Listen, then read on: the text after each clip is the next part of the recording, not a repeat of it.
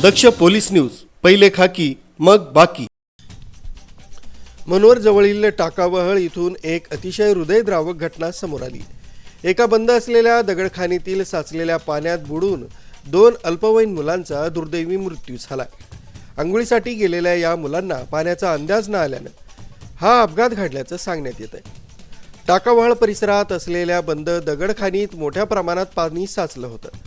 सायंकाळच्या सुमारास 8 वर्षीय जिग्नेश विजय पवार आणि 15 वर्षीय आयुष मुकेश पवार ही 2 मुलं अंघोळीसाठी या पाण्यात उतरली होती।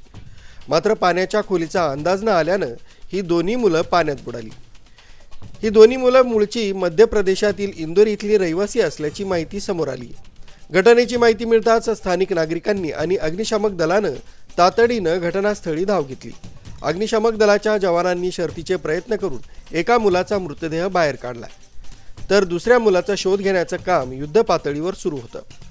पावसाळ्यात किंवा खाणींच्या परिसरात साचलेल्या पाण्यात पोहायला जाणं धोक्याचं ठरू शकतं, असं आवाहन प्रशासनाकडून वारंवार केलं जात आहे। मात्र या दुर्दैवी घटनेमुळे परिसरात मोठी हळहळ व्यक्त होते। न्यूज ब्युरो, दक्ष पोलीस न्यूज, मोखाडा।